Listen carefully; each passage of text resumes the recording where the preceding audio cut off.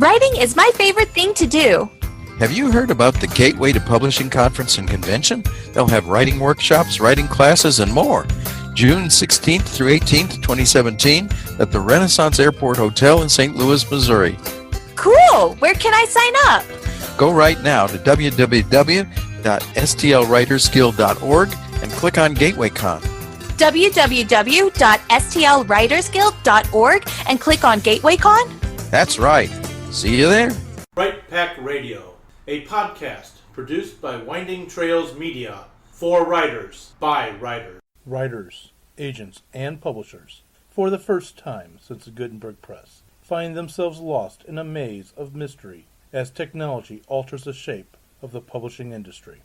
Searching for Answers is a group of writers throwing pop culture, writing, and publishing into a crucible of clarity, passion, and humor. This group is the Right Pack.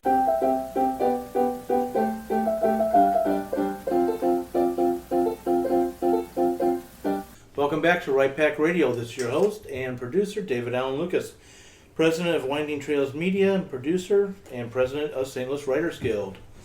Hey, I know this is airing April 30th. We only have about a little over a month left until GatewayCon. So if you are looking for a fantastic writers conference to come to that's unique, come to GatewayCon. It's going to be in St. Louis from June 16th through the 18th. Check out www.stlwritersguild.org for more information. And I know in previous episodes, Kathleen got to brag that she killed the David. Well, unfortunately, Kathleen's going to be missing a few episodes, so I get to claim I killed the Kathleen back. I got my revenge. Not. Anyway, Don't with me today... Kathleen. Huh? Don't kill Kathleen. I'm not going to kill Kathleen. Well, if I kill Kathleen, what would I do? No, I can't kill Kathleen. And with... Conjecture. We can make Yeah. policies, right? Well, and speaking of killing Kathleen, with me today is, of course, our Madame of Murder. Well, I was just going to say you could kill Kathleen on paper, and then she has no recourse at all. That's true. And I can't get arrested for that. That's right. Anyway, I'm Fedora Amos. I write Victorian whodunits like Jack the Ripper in St. Louis and Mayhem at Buffalo Bill's Wild West. And I will be on May the 6th, Saturday, 10 o'clock a.m. at the Lodge de Pere, talking about one of my favorite subjects, poisons. Yay. One of my favorite, too. I am George Soroy. I am the Vice President of the Missouri Writers Guild. I write science fiction for the young adult reader. Both of my books released by Loris Publishing, Excelsior, and Ever Upward Part 2 in the Excelsior Journey will be released this summer. Also, the complete 5-part serial From Parts Unknown will also be released later this year. And I am also looking forward to seeing all of you at the Missouri Writers Guild Conference, which is coming up May 5th, 6th, and 7th. So if you haven't gotten yourself registered, please do so. We are at the Holiday Inn Executive Center in Columbia, Missouri. Looking forward to seeing you there. And also as a voice actor, I am currently in the process of narrating other audiobooks. So stay tuned for those news. Hey, if somebody's interested, can they just drive down to Columbia and come to the conference? Because hearing this, it's like next week. Yeah, it's only a couple days away. Yeah, they definitely, if they haven't registered yet, we do take registrations at the door. Sweet, so there you go. If you want to, drive to Columbia and check it out next week. Mm-hmm. And that's Columbia, Missouri. If you want to get Good out point. of town. Yeah. A very good point to say Columbia, Missouri. Yes, lots of different Columbias, like Springfield. And I've cracked up the Chanel. My name is Chanel Etienne. I write science fiction and fantasy and other such things. And other such things. And following that is our Man in the Clouds. Man of the Clouds. Man in the Steampunk Clouds. Okay, I'll take it. Brad R. Cook, author of Steampunk and other fine fare. So you can check out my trilogy, Iron Chronicles, The Iron Horseman, Iron Zulu, and Iron Lotus, and check out A Clockwork Heart and The Dragon Slayer, 2 short stories you can get on Amazon for your Kindle. Excellent. And you've got something coming out in November? Or do you? We'll talk about that later. All right. News to come, people. News to come. You heard it there first, and it's real news. I'm Melanie Lucas, and since, we're talking to the future, I will say that I am currently writing. Yeah. So I've made a commitment by So in April the future, 30th. you're currently writing. I like that. Yes. And I am currently working on a fantasy novel, and by the time this airs, really, I will have it replotted because I've decided I am not a pantser. I did a pantser experiment. It was a failure. So now I'm going to go back to plotting and drawing again. And her husband warned her Welcome about back. that ahead of time. Yeah, I wanted to see how it would work, and the answer is it doesn't. I love you, but I knew better. Yeah. Okay. But, I learned a lot. Namely, it doesn't work for me. Which is So good. I'm writing a fantasy novel, and I've also written sci-fi and nonfiction. Before we go into the topic, which, by the way, the topic today is going to be language and style. Before we go into the topic, every topic we have covered on Right Back Radio and ones we will cover, there are so many different things that you can put in your toolbox. Not everything's going to work for every situation or for yourself, so something to remember. I know some of you who listen to us around the world are long-term professional authors, and some of you are brand new ones. So it's just something to remember, something which I'm reminding myself as I'm saying this, because I'm beating myself up on a project. Don't beat yourself up. If it didn't work, try something else. Note to David, try something else. And with that, language and style. There's a lot that can be covered in this topic, so I'm going to be curious to see where this goes. But let me ask a question. Is style simply the choice of words, or is it a cadence of the choice of words? Now, where am I going with this?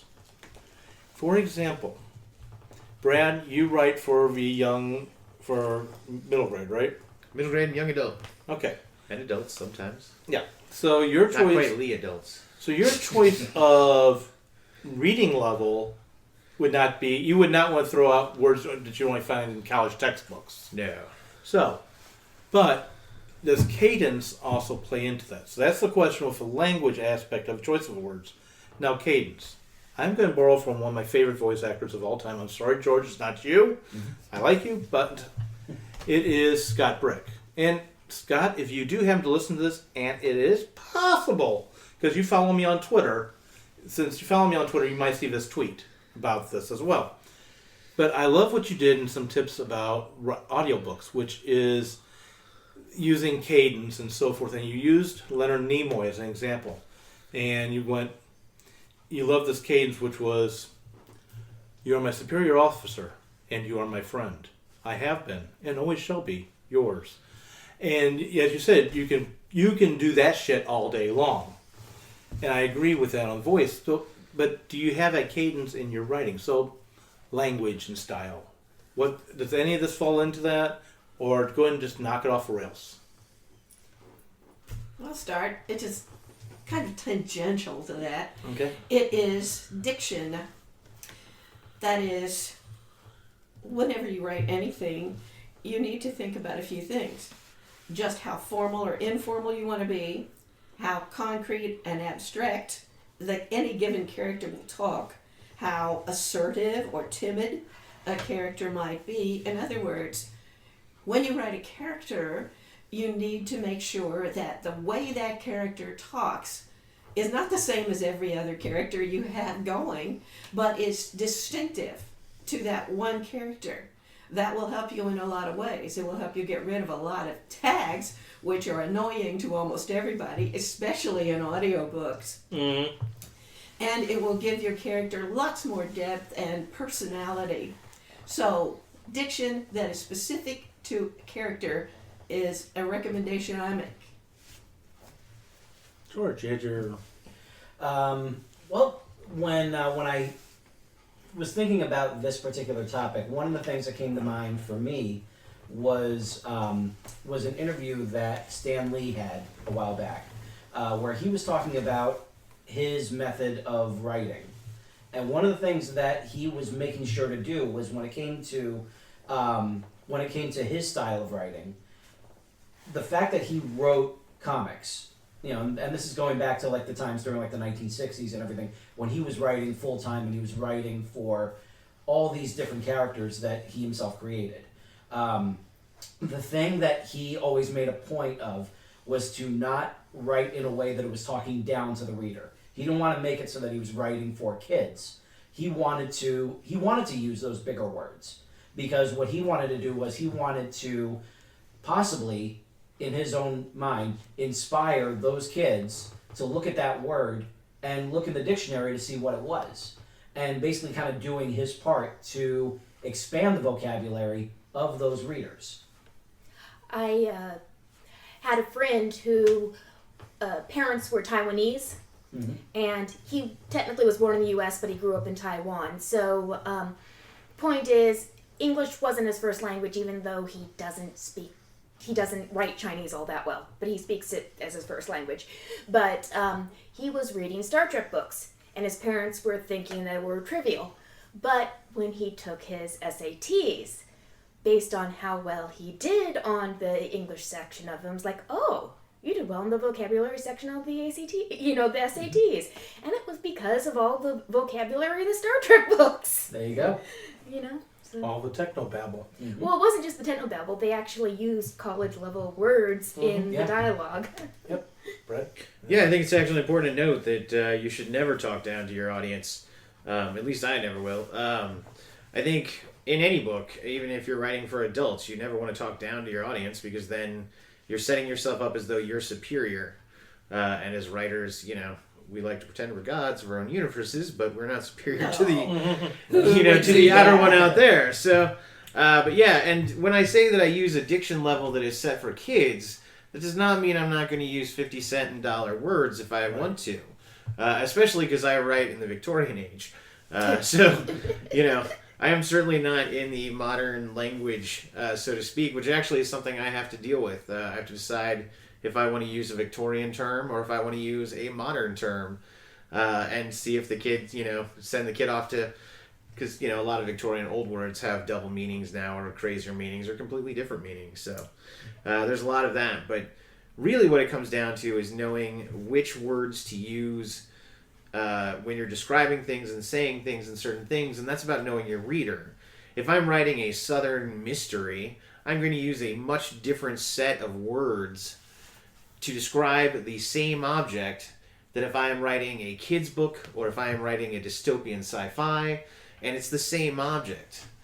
But the type of book I'm writing will determine the words I use to describe that object. And we'll come back to this in a minute, but we'll let Fedora go first, and then we'll come right back to this. Well, I'm actually extending on something that Brad said, which is about words. We, in the English language, have an amazing source, over 50,000 words in our language, more than any other language in the world, and that gives us the option to be very precise, and not only in the connotation and denotation, but in whatever sort of suggestion the word might give. Take, for example, should one use inmate, detainee, prisoner, cot? And which one you would choose is relevant to your reader, to the level of education you think your reader has, and to the kind of story you're writing. You would say con if you're writing hard-boiled mystery or thrillers, for example. But if you wanted to be nicer, you might well say detainee. If I'm writing a political thriller, I'm probably going to use detainee over con. Yep. Yes. Convict or something.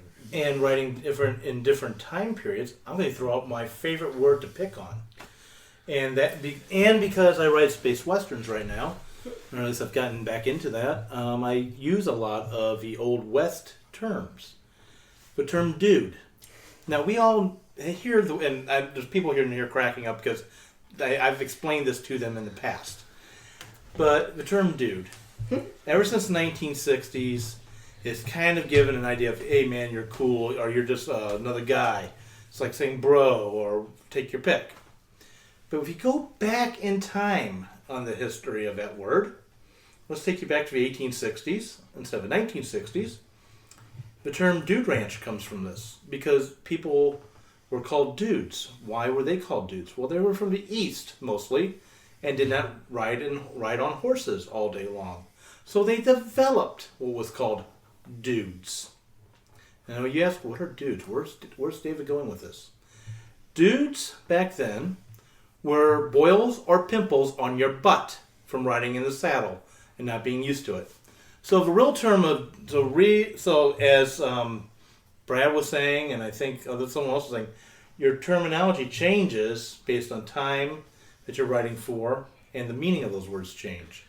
And this is where I'm going to go with Brad. So sending a surfer back to the Old West is hilarious. Yes.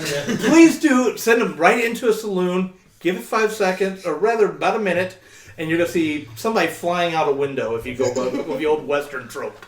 So this is a question for Brad and Fedora, mostly because you write historical fiction, or in the case of Brad, historical fantasy.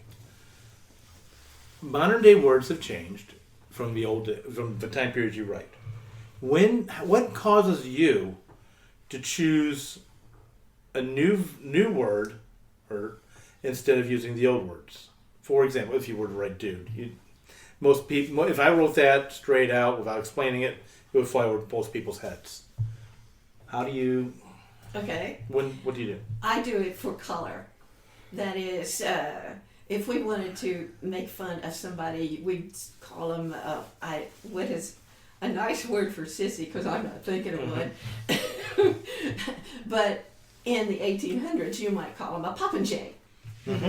And I will tell them what that means, but in the context of the sentence, they would know what it means anyway. And I use it for color for the times, because it's certainly not what we would say today, and the word that I was going to say, but I'm too polite to today for some reason, is not one that they would get at all in the old times. Brad, what about you? And then I do have a question after that. Sorry. It kind of depends. For me, basically it's to add color or detail to a scene. If it's just an action, I'm going to use words that are more modern. Why? Because I'm trying to get my reader to the next part that is important. Right. And especially my reader is probably a young lad who's doesn't have the greatest attention span to the details that I'm trying to throw at them. So, I've got to kind of hit them with a faster pace. Because of that, I use a little bit more modern terminology. But well, I think that's good in narration. Yeah, and, So I'd just say for description and stuff like that, I will add in specific words, terms, stuff like that. I always found the like exclamations, like what people yell at other people, probably the hardest one, because I tend to just write what I would yell at somebody, and that is not what somebody in the 1800s would yell at somebody. So that's probably the one that comes up the most. That and excitement. Like, we say awesome, cool, oh, that's the coolest thing ever. Weird words like this that we have to represent excitement about something. That was actually one of the hardest ones to come up with for an 18, what a 16-year-old would say instead of cool or on fleek or something like that. What's the on fleek of 1800s? Whiz bang for kids. I'm still trying to figure out what on fleek is for 2017. I can answer that for 1700s. It was called macaroni. So that falls into another question. I do want to get to the sci-fi Thank you, writers. because macaroni is another one of those words. Yes, I want to get to the sci-fi writers as well, because we've got a little different aspect of the vocabulary, but I want to stick with historical for just a second.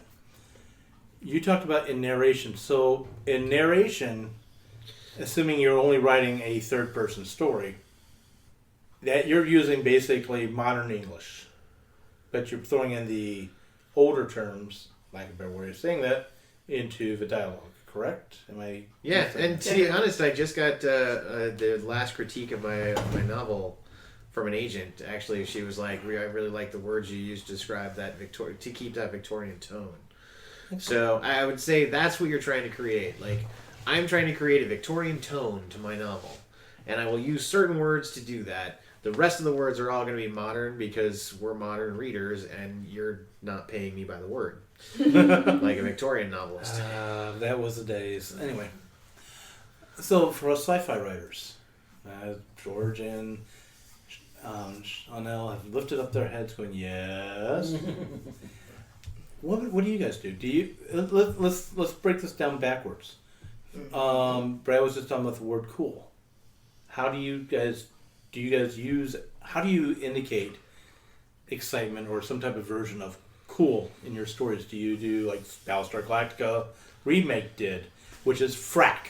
And just you get, if those who don't know Battlestar Galactica, the remake, you pretty much figure out what that term means just by listening to it. Or for the Farscape fans, it's Frel. It's Frel. Or for the old Battlestar Galactica, it was Feldercarb. So. You want to go first? No?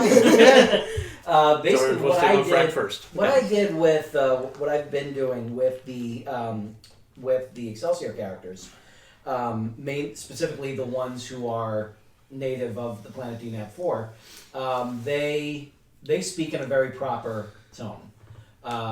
It's revealed that yes, they had kind of been keeping an eye on Earth and therefore were able to absorb like a lot of their language, and also the two planets are linked in a very specific way.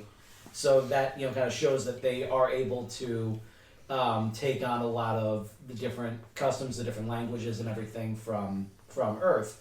If I were to give them a sort of cadence, it's similar to Lieutenant Commander Data from Star Trek: The Next Generation.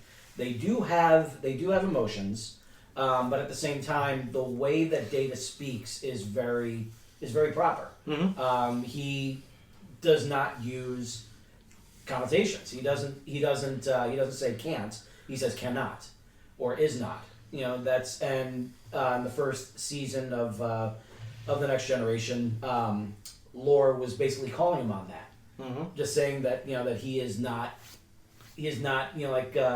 able to aspire to be human because of the way that he speaks. But like the way that every now and then, like there will be moments where they will be kind of exasperated in some way. Very early on in the first Excelsior book, one of my main characters, who is on Earth, she slips and winds up falling right on her tailbone. And instead of yelling a phrase or whatever, she does have her own little phrase, and she does a little callback to this animal that's on DNAP 4 called the Throngar. And so, like, when she lands, she just yells out "Throngar's backside," as she's reaching back to caress her tailbone a little bit, and then try to push herself up. So, it's just like one little. It's a moment every now and then that that will show that. Before, I haven't gone as far as creating their own swear words yet, Mm-hmm. but like who knows where what'll happen with the third one. So tune in next time. yes. Well, for me, creating those things is very much contextual. Like I very heavily rely on context to sort of give you what you need to know from the linguistic exchange. Because in the story that I'm working on right now, the novel I'm working on, you have this sort of interesting dynamic where you have the quote-unquote mainlanders who are everyday folk like you and I, and then you have this sort of removed colony where it's not that they aren't allowed to interact with the mainland, it's just that they choose not to for whatever reason. So there's this kind of distance, linguistically speaking, culturally speaking, and it is reflected in the way that they speak. Most noticeably, that's broken down into layers where some of the younger kids will be all incredibly interested in what's going on the mainland, so they'll try to interject these new awesome words like, "Oh, it was awesome," and then they'll look at the character that's from the mainland and kind of give her a nod like, "Yeah, awesome, right? It was awesome." And then you have the older people who they're aware of the words and know what they mean, that they just don't use them because they had no desire to interact on that level. So it's not necessarily they're creating their own words or thing, but it's just kind of a linguistic space that I have to kind of try and fill, just for the story's sake. What I observe in science fiction is two things. One is repurposing and the other is neologism. In other words, take Frank Herbert's Dune, for example. Spice. We have spice now, but it's not what they mean by spice. So he repurposed the word. And another one is he just made up words like Cuisin's Hatterack. Yes. So I think that those are the two things that I notice in science fiction. Repurposing and simply coining new words. Yes. Something I find very useful. It's hard for me to find these, but when I do, I write them down. Namely, people's swear words in other languages and people's expressions in other languages than English are very different. And if you do a literal translation into English, very often they make sense, but they don't mean the same thing at all. Right. So if you just break them down, it's like, oh yeah, you can either use that or something close, and you just, use it in English. And for the average, if you happen to take one from French and you get a native French speaker, they'll probably recognize it. Otherwise, it'll just sound, exotic and foreign. And going with repurposing, that's really I'm doing repurpose and rephrase in some cases with a Space Western. As I mentioned, I take the old 1860s to almost 20th century language or terms that were used, and I rework in some cases some of them. For example, back in the day when you would say, like today, we would say, well, obviously this is. They would say you have to acknowledge the corn. This is. That means it's obvious. Well, I've rephrased it too. You've got to acknowledge the carbon emission. So yeah, I've kind of rephrased it that way. But I also use other words that are back in those days that are different, or you can get from context, but are the old terms. Well, phrasing is huge, and I highly recommend digging down to find cool phrases. Mm-hmm. Like, I have too many British sayings, like all written down, so I can tap into them when I need a very Brit-sounding thing. Do you find that you yell at modern day traffic, modern No, day drivers I in don't, British? actually. I do, but anyway. I actually do not use them in my everyday life. I can have them in a document that I can call up for my books, but I don't tend to use them in my everyday life. But what I was going to say is actually, for me, language is also, it's a defining factor. Like, as a steampunk author, I will talk about an engine. When I talk about an engine, it's probably a steam engine or a very rudimentary engine. But for a science fiction author to just say an engine is kind of doing a disservice. Is it an ion drive? Is it a warp propulsion? Is it, rocketry thrusting? All of these things don't exist, though, right? Not necessarily. Actually, all those things There's exist. such a thing as ion propulsion. There is actually a thing as ion propulsion. Yeah. Yes. Damn, I didn't know that. It's actually quite a wonderful way. It's a very cost-effective way of. Yeah. I'm moving what? Anything through space. It has to be. Can only be through space. Yeah. Okay. Because it's basically you're sending an ion pulse out the back and then you're going out the front. So. Yeah, basically nuclear power. So these things do theoretically exist. Okay. I'm sure in some lab there's a test. Check a out little NASA.gov. You can find some of them. But that's the thing. That's where I'm going to bring in a lot of this language is when I'm defining what I'm writing. So if I'm writing a sci-fi, I'm going to tell you what kind of engine it is. If I'm writing a steampunk, it's going to be a steam engine. I'll probably leave it at that because you don't really need to know that unless I specifically need to tell you there's a boiler and a fire chamber and all that kind of stuff. No.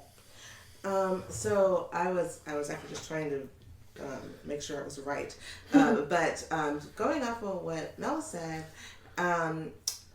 It reminded me of what they were doing on Firefly with the Mandarin on Firefly, and how I don't know if anyone's seen the bonus features, how they would go through and talk about how funny the actual translations of the swear words or whatever they were saying in Mandarin were, and they were pretty hysterical. I can't think of any offhand. I was trying to look some up, but they were something about gorilla feces. I don't know, but it was pretty great.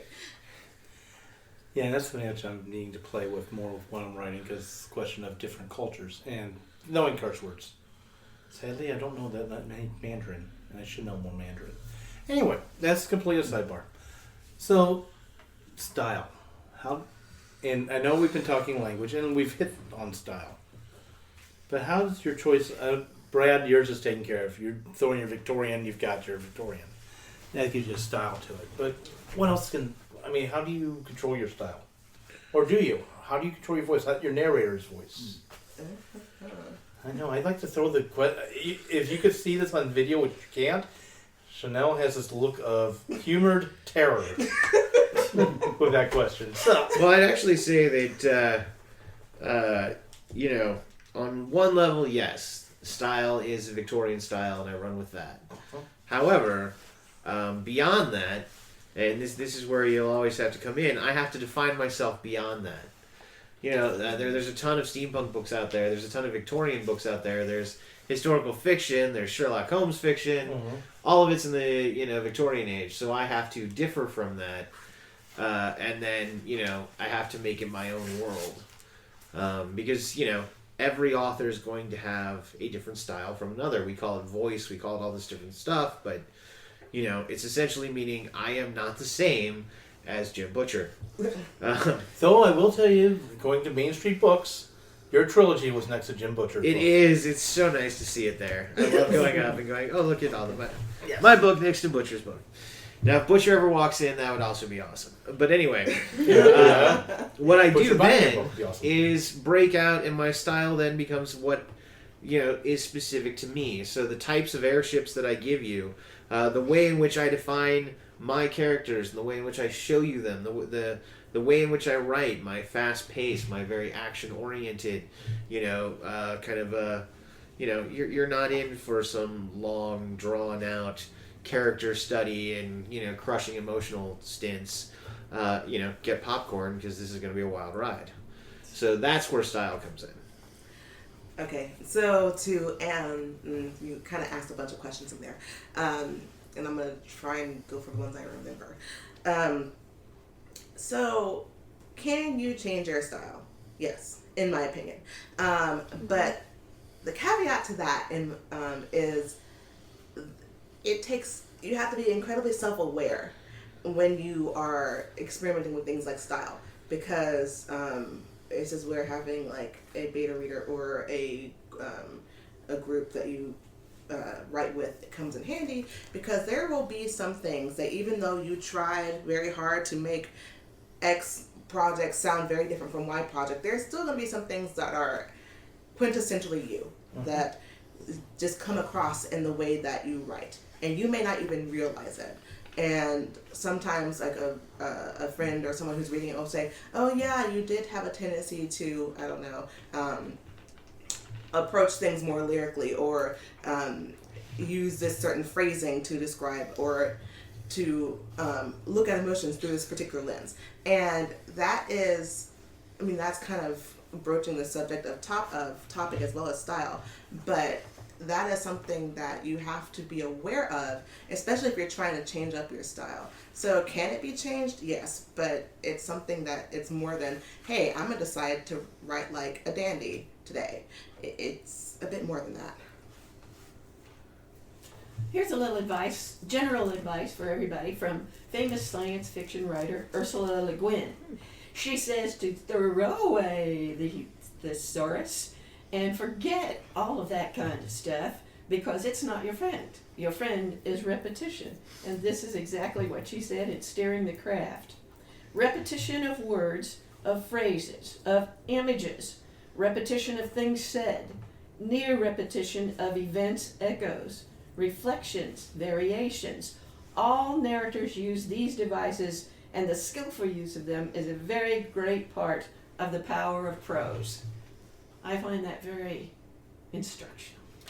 I do too, and I want to come back to that, but I'll let George go first, but then that raises a question which I want to ask after that. Also, to kind of play off of what Fedora was just saying, one of the things that I noticed that I have a lot in my own writing is when it comes to repetitious words, I am apparently a fan of the word then. Because I'm glad you're going there, because you're going where I'm going. Because I have basically the big reason why From Parts Unknown has not been released yet is because I have been taking it upon myself to use the find feature on Microsoft Word for all 5 parts of these books, and noticing that I have the word then all over the place in this, and so it was basically a matter of me going through it and then figuring out ways And to then? either completely remove Mm-hmm. or completely rewording. No more than those once a things. page. Exactly. That's my thought. Apparently, I use that word about 4 or 5 times on each page,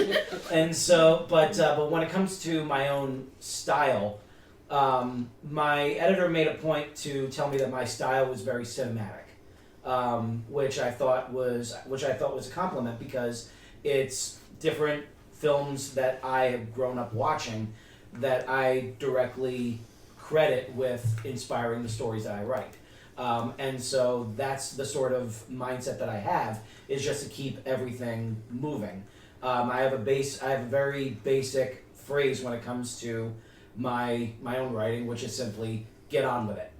I don't like to dwell on things. I don't like to do what Stephen King does, and basically just kind of go on these different tangents about the entire space that this particular scene takes place in. I just want to get on with telling the story. So that in itself has kind of become my style. It's basically just get on with it. My style is led by my own impatience. So I love it. And Brad, you might be feeding into this. I'm going to ask this question. I'll let you go next. And if it's not answering the question, that's fine. But I have a feeling you might be on the same page. Okay. One of the things that we do, at least one of the things I do when I do my editing, is I look for crutch words. And I was long time ago, that was my then for you. That's a good one.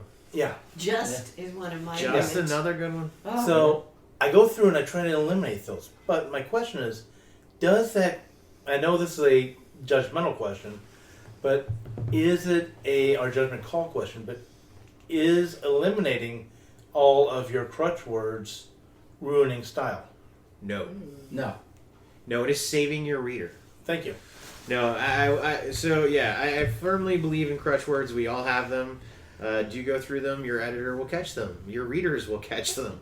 And what they are is our brains have words that it comes back back around to.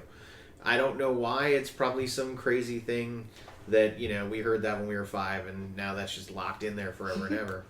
But the point is that your reader will thank you for getting rid of all these tiny little words in between the important words that they really care about.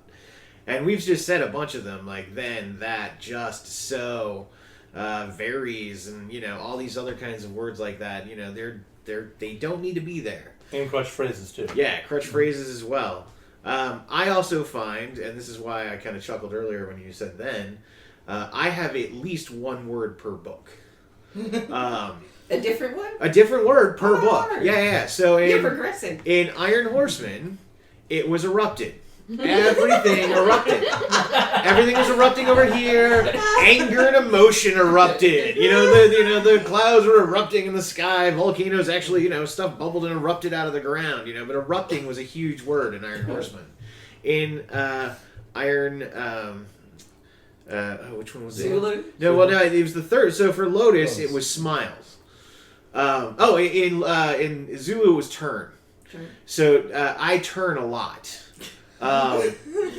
Turning here, I turn there. A character will turn around. Somebody will walk in. Somebody turns. Well, at least And they're then- verbs. Well, and here's the thing, and it's always nice that way. But see, and then I'll start coming up with pivot and like every other thing else for turn.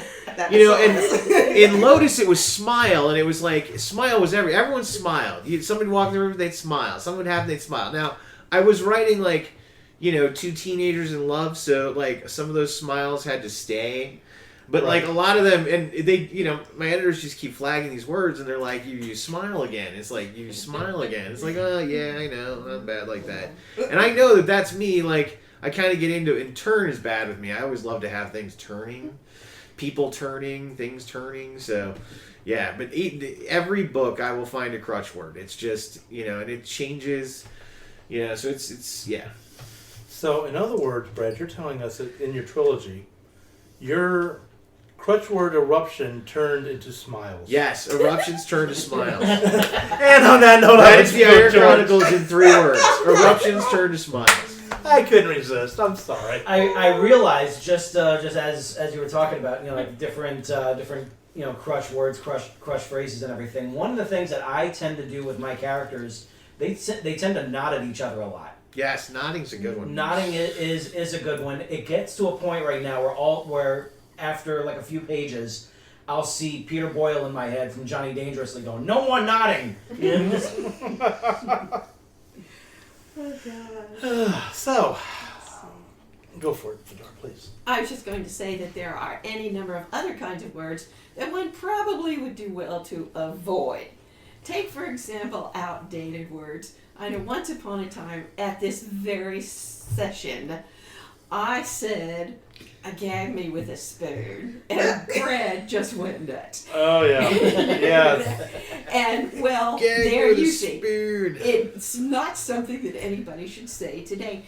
And so I think you also have to be aware, if you're writing something that is supposed to be contemporary, that those words are going to place you firmly in these years. And if you don't want that, you better get rid of them. So outdated words is Same thing with certainly one of technology. them. Yeah, technology. Take is them it. out. Technology, because that's going to change for sure. Oh, yeah.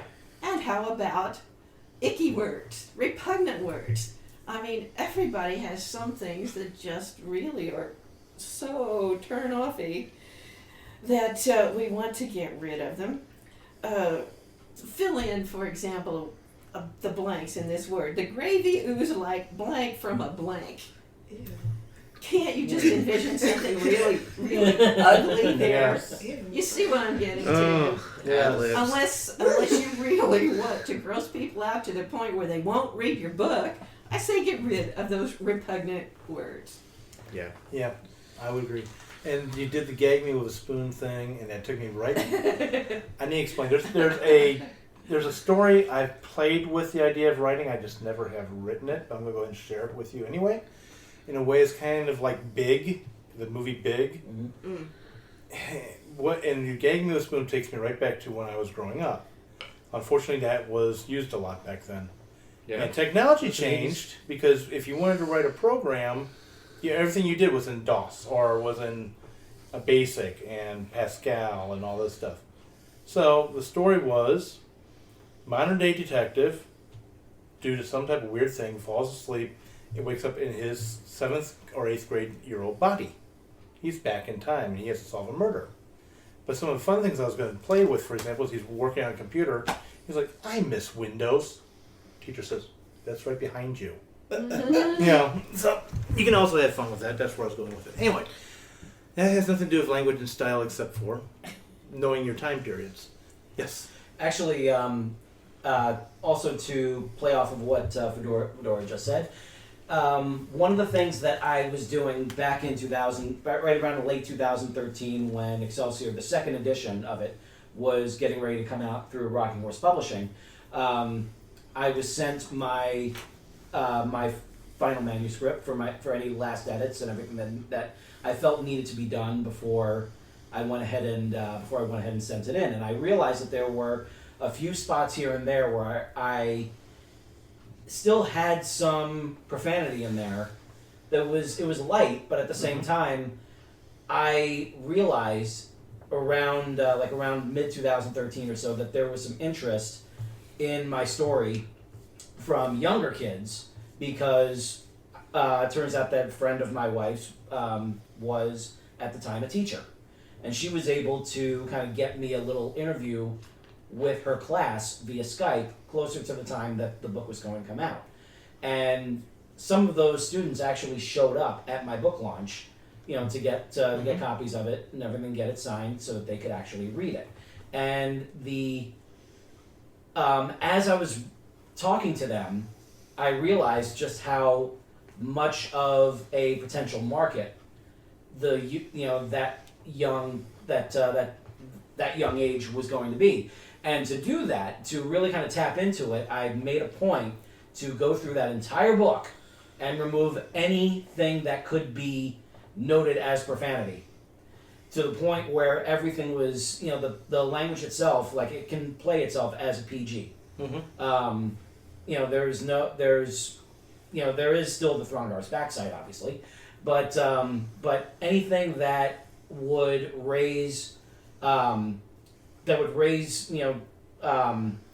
concerns of a teacher, say like if they were reading it out loud, all of a sudden they would see it and see the word and everything, and then just have to make a note of it, like with their class.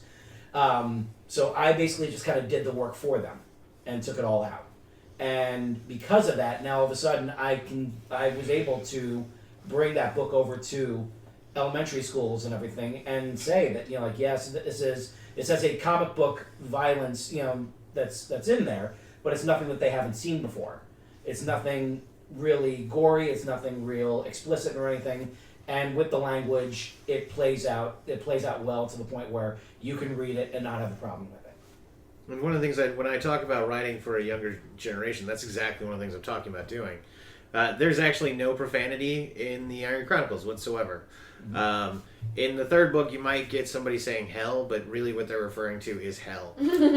So, when they're saying that kind of stuff, it is. And that's totally done intentionally so that I can aim it at a 10-year-old and say, tell their grandparents, yes, this book is fine for your grandkids, and there's nothing to worry about there. And all of my violence is non-gratuitous in the sense of, I have, people get shot, but I'm not going to describe the bullet. I'm not going to describe the wound. I'm not going to describe anything like that. There's no graphic violence in it until you get to the third book. So I wrote a scene where he's in a fight, and the bad guy in front of him gets shot in the head. And I just wrote it real simple. And my editor was like, no, I don't like that. And literally put in just all gore, like about the head going kaboom and everything like that. And I was like, wow. And I kind of passed it off, and I was like, let me ask you, what do you think of this? I asked some other people, and no one really had a problem with it, so I left it in. But it amused me that probably the goriest scene in the entire books was actually something my editor was like, I just think we need to put in a little bit more here to kind of put into the fact that the guy's head's actually now been blown off. Exploded. So it was one of those something like that you really can't take lightly. No, it wasn't, and it was just one of those things, and because of it, I had to and then became this whole thing with his shirt after that turned into this whole thing. It was very amusing, but all of that due to just, a simple thing of deciding maybe we actually needed to put in a little bit more. Well, I'm in a mood here, but I guess your scene definitely erupted on that part. It did erupt. I couldn't resist. Actually, a lot more erupted out of that scene than I had originally written, yes. The English teacher in me is now ready to take a stand. Take a stand. You should obviously have good control of the English language and not put in things that are going to make English teachers who are big readers out there cringe. Do not say, it seems good for you and I, for example. That is wrong. Unless it's someone talking like that. Well, even in dialogue you can do whatever you want to, but still, there are a lot of people who are going to cringe unless that character is totally stupid. Yeah. So maybe you can do it then, but in general, especially in narration, follow the rules, use your old Chicago manual of style. I'd like to have one implanted in my head. If you can, let me know how. I will. But yeah, one of the things though, I'm glad you said, Melanie, about in dialogue. My main character in the novel I'm working on, I've tried to change him in the past. I've tried different versions, but he's Hispanic, and he does not speak proper English. Now, I say he's Hispanic. Really, that's not fair because while the Earth exists, he was never born on Earth and all that. But some of the Hispanic culture is still in the character.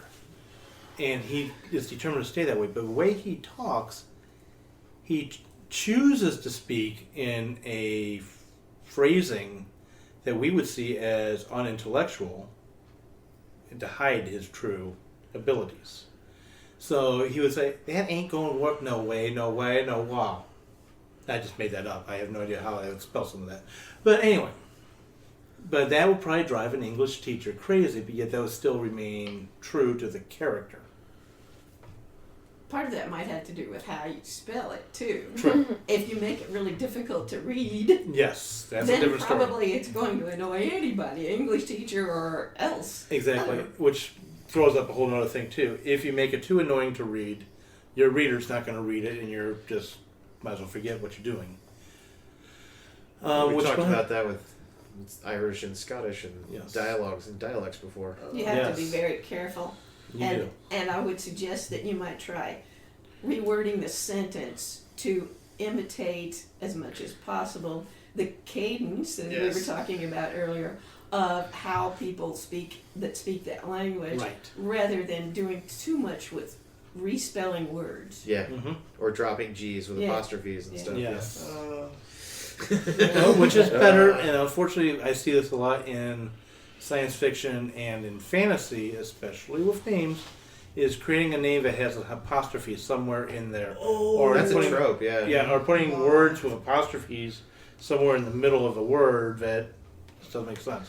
Apparently, in the future, we are really obsessed with hyphens. That's all. Really, that's like In the past, we were obsessed with apostrophes. In the future, we're obsessed with hyphens. the next thing you know is going to be hyphenated apostrophes. Anyway, we'll have like all sorts of stuff. It's Jesus, I can't. yeah. Check out my new Elven Neo Cyberpunk coming soon. Okay. That was a joke. And I have no idea where to go with that one. Okay, so here's the thing. I have a big old honking chip on my shoulder here about That's that chip. Okay. about urban and slang dialect. Ooh, yeah. Go for it. So Good one. a good friend of mine, bless her heart, Good phrase to use. And I know you're from the South. That just it shows. I'm sorry. I'm trying to be a reasonable adult here. So she came to a bunch of people on social media and asked about how she would write a person of color from an urban environment. And I was like, honey, you better toe that line very carefully, because you being you and not having any experience at all with this culture or anything that you're deciding to write about, that is something that you would want to tread very carefully upon. And then people got all up in arms and were like, you can't tell her what to write, you can't tell her how to write it. And I'm like, that is true. Mm-hmm. I can't. However, as a thoughtful writer, that is something that you should pay attention to. And I feel like that's the most politically correct and expedient way to leave that. and it goes back to I would something agree we with talked. you. Yeah, something we talked about. I don't know when, but in previous episodes, you need to respect your reader and you need to respect your characters. In that case, Yes. that's exactly where you're going. You need to be able to respect it. Well, and more importantly, when we talk about things like we're bringing up, character traits and stuff like that, more often than not, you're going to fall upon stereotypes. Yes. And that can be one of the worst things you can do. Because a stereotype does not define the individual. And when you're just relying on caricatures of actual, Right. people, that's never good. It doesn't matter if that's for, African Americans or for any culture that you want to do, if it's for a woman, if it's for a man or whatever. The point is that you're trying to find an authenticity when you write, not just the stereotypical tropes that fall under any gender or race. I think you have to go the extra mile to find out stuff. Yes. Yeah. For example, I did not know what to call people who were of the same sex and got married. And so what did I do? I actually asked one. And my friend said, both wives, both husbands. The guys are husbands, both are husbands. The women, both are wives. And so that settled it for me, at least for now. But that could change tomorrow. And so it's worth going the extra mile to find out, and also know whether you really need to know that, because your stuff can become really dated really fast. Right. Go ahead, and then we'll come back to something else there. Like you said, how necessary is this to your narrative? Because your decision as being who she was, had never really grown up or interacted with the people that she was trying to describe in this novel in any capacity at all. And so I'm like, okay, so why is it important that this character be what you're trying to make them, this stereotype, that because you don't have any experience with these people. So literally what you are creating is a stereotype. So why does that have to be there? If it doesn't have to be there, do yourself and your reader and all the rest of us on this great green earth a favor and cut it. Just don't. I'm not sure if I agree with that. I agree that it needs to be done carefully, but if you don't include characters, especially good characters that are a minority, you get... That's not what it's about. Let me clarify, boo-boo. Yeah. Let me go ahead and check you right there. I'm not saying don't include your characters of color or characters of minorities. I'm saying evaluate whether or not your ignorance in making this character would be more expedient by removing that ignorance altogether. Yes. Either by removing the character or that particular flavor or that character, or doing the research to actually make them a viable character. Beyond anything, a caricature is a bad character. Yes. You want a character with depth and multiple layers and anything like that. The minute you create a caricature, you're doing a disservice to the character you're trying to create. Unless it's supposed to be funny. Unless it's supposed to be funny, and that's very true. So there are ways you're totally going to use a stereotype, but if you're trying to create a true character, then you can have them be any race or gender or whatever you need to. But the problem is when you just settle on the tropes, Right. when you just settle on the stereotype, and you're not actually if you're just doing that, you have a very shallow character that means nothing. And if you bring in depth, like personally, so I wrote Iron Zulu, which has African characters in it all throughout it, and when I was doing that, I was very particular about how I did it. I was very inclusive in the way I did it. I used African phrasing sometimes for the way in which the words were actually said. I was very particular in the way in which I portrayed everyone, to the point of, even basing them off real people, so that I knew that I was creating a well-rounded character, and avoiding almost every caricature one could possibly create, and almost going to the opposite of that, to ensure that I didn't bring in any stereotypes that I didn't want to, that any Victorian white person might have of an African person. Like, I didn't want any of that to come across, because that's not the story I was trying to tell. And yeah, I used some of it for the way that nobles treat the African characters, but that's me putting up the 18th century British, African politics, and kind of using that as a backdrop.